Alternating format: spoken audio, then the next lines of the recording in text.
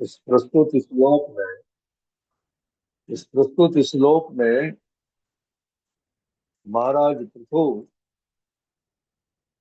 जिज्ञासा कर रहे हैं चतुष कुमारों से। कह रहे हैं, मैं पूर्ण रूप से आश्वस्त हूँ कि आप जैसे महापुरुष इस संसार की अग्नि में संतप्त होने वाले व्यक्तियों के एकमात्र मित्र हैं। अतः मैं आपसे पूछना चाहता हूँ, इस संसार में हम किस प्रकार जल्दी से जल्दी जीवन का परम उद्देश्य प्राप्त कर सकते हैं। हम देखते हैं इस भौतिक जगत में हर व्यक्ति जल रहा है। जैसा कि हम सुबह मंगल आरती में कहते, संसार दावा नल। ये संसार दावा नल के समान है और सारे प्राणी इस दावा नल में यहाँ जल रहे हैं। वास्तविकता में इस जलन को महसूस करने के लिए ही इस संसार में भेजा गया। सुखद अनुभूति के लिए नहीं भेजा गया है, यहाँ आराम करने के लिए, भोग विलास करने के लिए नहीं भेजा गया है। हमें इसलिए भेजा गया है कि हमें ये महसूस हो, अनुभव हो कि हमने जो विगत कर्म किए हैं उसके फल स्वरूप हमें जो दंड मिल रहा है इसका अनुभव होना चाहिए। किसी अपराधी को यदि जेल में डाला जाता है तो उसे यह अनुभव होना चाहिए कि वो जेल में क्यों डाला गया, ताकि वो अपने आप को सुधार सके। हमारी स्थिति यही है, हम हमारे विगत कर्मों के अनुसार इस भौतिक जगत में डाल दिए गए। हम जानते हैं इस भौतिक जगत में जन्म, मृत्यु, जरा, व्याधि, दैहिक, दैविक, भौतिक, ये 7 प्रकार के क्लेश हैं। 4 प्रकार के ताप है, 3 प्रकार के क्लेश। इन सातों अच्छा, से जीसस क्राइस्ट के लिए इस संसार में जो भी आया है वो इन सातों से बच नहीं सकता है, उसको भुगतना ही पड़ेगा।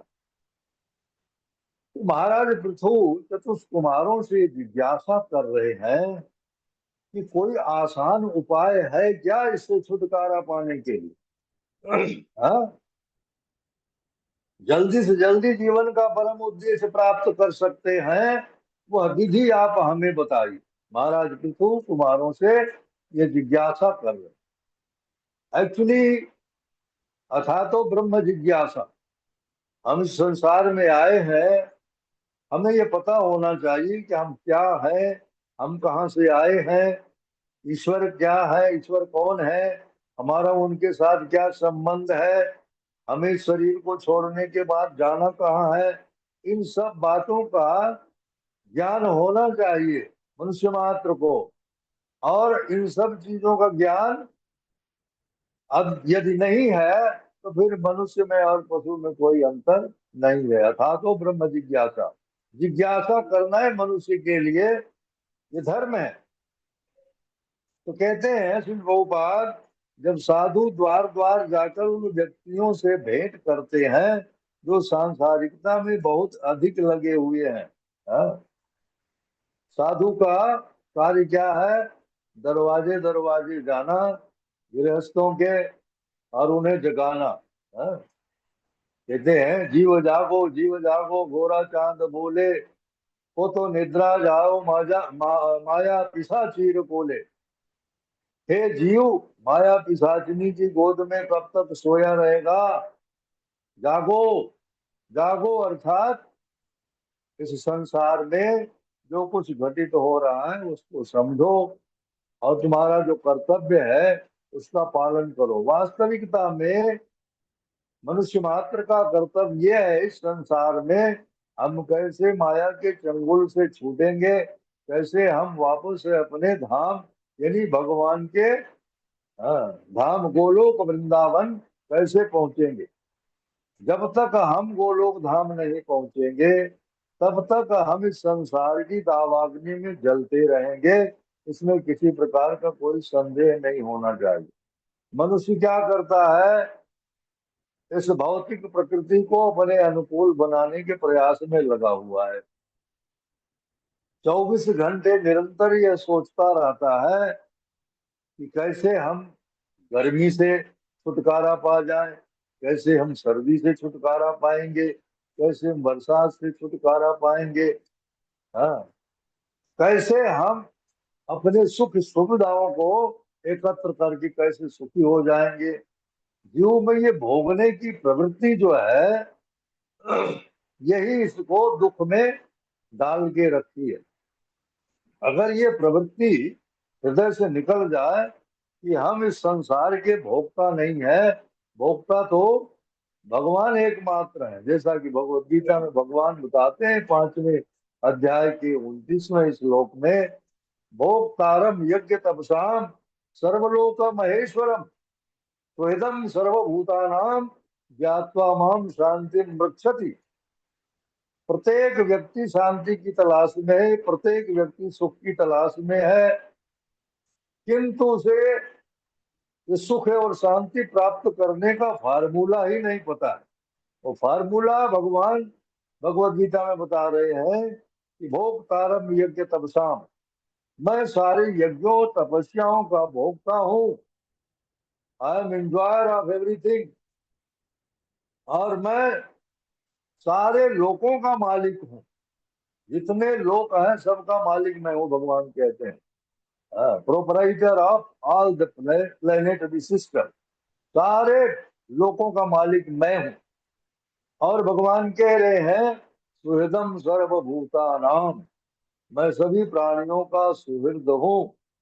सुहृद का अर्थ होता है स्वार्थ रहित हित चिंतक। भगवान का कोई स्वार्थ नहीं है जीव मात्र से, जीव मात्र से कुछ उनको लेना देना नहीं है, किंतु फिर भी भगवान सबके सुहृद हैं। वो चाहते हैं कि जीव जो है वो हमारे पास आवे और ये नाना प्रकार के दुखों से जो त्रस्त है उससे छुटकारा पावे, ये भगवान की इच्छा है।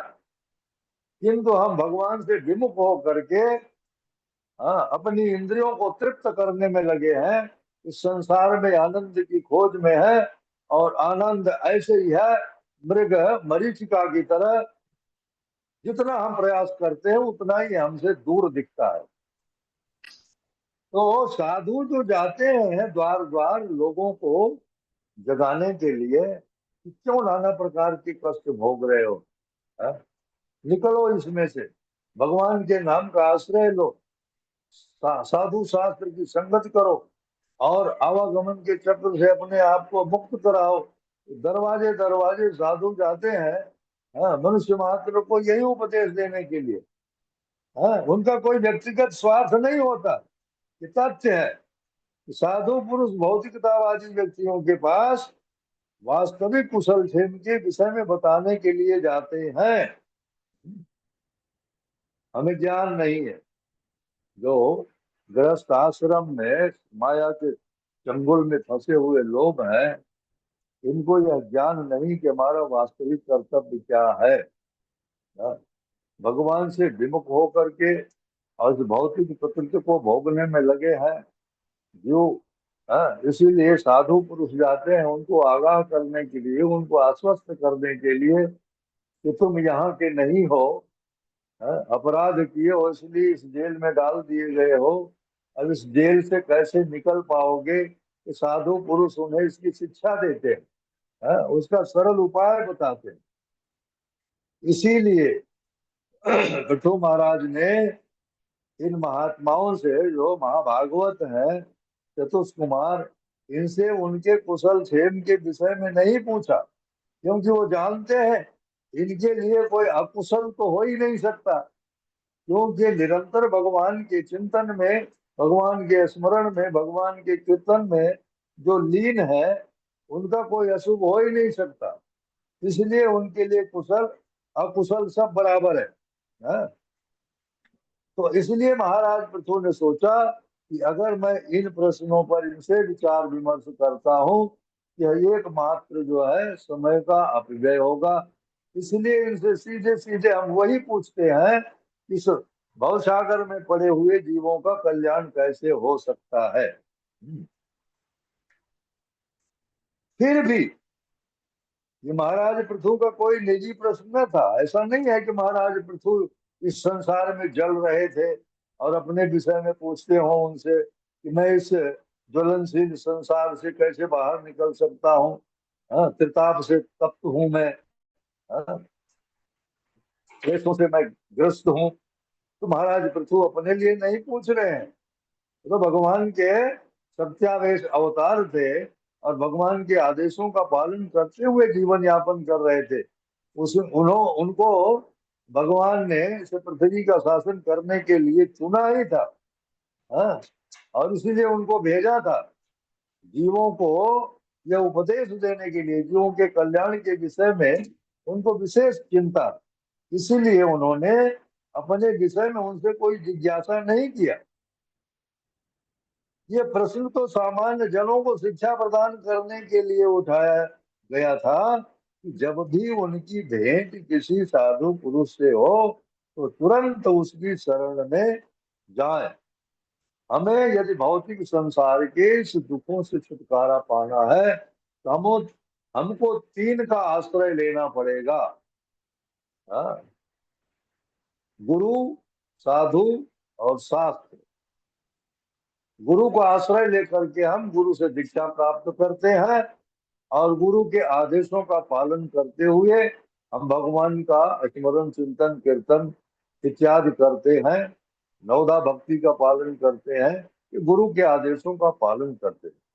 शास्त्रों में हमें बताया गया है कि हमारा कर्तव्य क्या है, हम कैसे संसार के चंगुल से निकल सकते हैं। और साधु संग यदि हम करते हैं तो साधु भी हमें यही शिक्षा देते हैं कि कैसे हम इस माया जाल से बाहर निकल सकते हैं। श्री नरोत्तम दास ठाकुर कहते हैं कि संसार विषा नले दीवानिसी या जले जुड़ाए ते न कैनु उपाय। संसार, यह जो भौतिक जगत है, ये विषयों का अग्नि है। नाना प्रकार के विषय हैं, जैसे शब्द, स्पर्श, रूप, रस और गंध, ये पांच विषय हैं। हमारी इंद्रियां इन्हीं पांच विषयों का सेवन करने में हमेशा लगी रहती हैं। और ये विषयानंदी जब तक जीव रहेगा तब तक वो भगवान के धाम में नहीं जा सकता है। इसीलिए यहाँ पर नरोत्तम दास ठाकुर कहते हैं कि रात दिन, दीवानिसी मतलब रात दिन विषयों की अग्नि में हृदय जल रहा है? और जुड़ाए थे न कहने उपाय, हम नाना प्रकार के उपाय तो कर रहे हैं, अब सुखी हो जाएंगे, अब सुखी हो जाएंगे। लेकिन हमारे जो उपाय हैं, हमारे जो साधन है, वो इस ज्वलनशीलता को किसी प्रकार से कम नहीं कर पा रहे। तो हम नित्य इस भौतिक कष्टों से पीड़ित रहते हैं, हमारे हृदय जलते रहते हैं, किंतु हम इनसे उबरने का कोई उपाय नहीं ढूंढ पाते हैं। क्यों नहीं ढूंढ पाते हैं? क्योंकि हम अपने प्रयास से सुखी होना चाहते हैं। हाँ? यदि हम अपने प्रयास से सुखी हो जाते तो हमारे शास्त्र यह सुझाव न देते। हाँ? क्या? तद विज्ञानार्थम स गुरुमेवाभि गच्छेत। इस भौतिक जगत, आध्यात्मिक जगत, इस भौतिक जगत और आध्यात्मिक जगत के क्रियाकलाप, भगवान के विषय में जो ज्ञान है, हमारे जो कर्तव्य हैं, इन विषयों के बारे में हाँ, हम अपने आप नहीं जान सकते। इसको जानने के लिए हमें गुरु की शरण में जाना चाहिए। तद विज्ञानार्थम स गुरुमेवाभि गच्छेत। गुरु के पास जाना चाहिए और गुरु के मार्गदर्शन में हमें जीवन बिताना चाहिए। हाँ? यही हमारा कर्तव्य है। तो यहाँ पर कहते हैं भौतिकतावादी व्यक्ति को तपस्वी भी कहा जा सकता है। तपस्वी जो ताप का अनुभव करता है, ताप को सहन करता है, उसे तपस्वी कहा जाता है। हाँ? तो इस संसार में हम नाना प्रकार के तापों का अनुभव कर रहे हैं, उसको सहन कर रहे हैं। जैसे हमने बताया, जन्म मृत्यु जरा व्याधि और दैहिक दैविक भौतिक ताप, इन तापों से हम जल रहे हैं, तापों का अनुभव कर रहे हैं। इसीलिए यहाँ पर कहा जा रहा है कि मनुष्य मात्र जो है वो बहुत बड़ा तपस्वी है, इन तपस्याओं में लीन है, यानी सह रहा। और इन तापों से छुटकारा कैसे मिल सकता है? जब वह हरे कृष्ण महामंत्र का आश्रय ले लेगा। हाँ, ये भौतिक जगत में महाप्रभु चैतन्य जी की कृपा से हमें जो ये महामंत्र मिला है, हरे कृष्णा कृष्णा कृष्णा हरे हरे, हरे राम राम राम हरे हरे, ये गोलोकेन प्रेम धन हरि नाम संकीर्तन, ये गोलोक का प्रेम धन है। और जो इस महामंत्र का आश्रय ले लिया है वह प्रेमानंदी हो गया। प्रेमानंद में वो जीवन बिता रहा है और शरीर को छोड़ने के बाद वह भगवान के धाम जाएगा, इसमें किसी प्रकार का कोई संदेह नहीं है। हाँ? सारे शास्त्र हमें बताते हैं। बृहन्नाथजी पुराण में कहा गया है, हरे नाम हरे नाम केवलम फलौ नास्तेव नास्तेव नास्तेव गतिरन्यथा। हाँ? हरि नाम हरि नाम, हरि का नाम, ये 3 बार कह रहे, हरि का नाम हरि का नाम हरि का नाम। मात्र हरि का नाम ही इस संसार से, दावानल से निकलने का उपाय बता सकता है। और दूसरा कोई उपाय नास्तेव नास्तेव नास्तेव गतिरन्यथा, कोई दूसरा उपाय है ही नहीं। फिर भी हम इससे विमुख होकर के अन्य उपायों के द्वारा सुखी होने का प्रयास कर रहे हैं। तो यहाँ पर श्रील प्रभुपाद भी इस बात पर बल दे रहे हैं। कह रहे हैं ये जो हरे कृष्ण महामंत्र है, हाँ, इसका आश्रय लेना चाहिए हमें। साधु, हाँ, ईश्वर के भक्तों की संगत करनी चाहिए। और हरे कृष्णा कृष्ण कृष्ण हरे हरे, हरे राम राम राम हरे हरे, इस महामंत्र का जप करना चाहिए। भौतिकतावादी व्यक्तियों के लिए एकमात्र यही शुभ मार्ग है। सारे शास्त्र यही कहते हैं, सारे साधु यही कहते हैं। और श्रील प्रभुपाद भी हमें यही शिक्षा दे रहे हैं।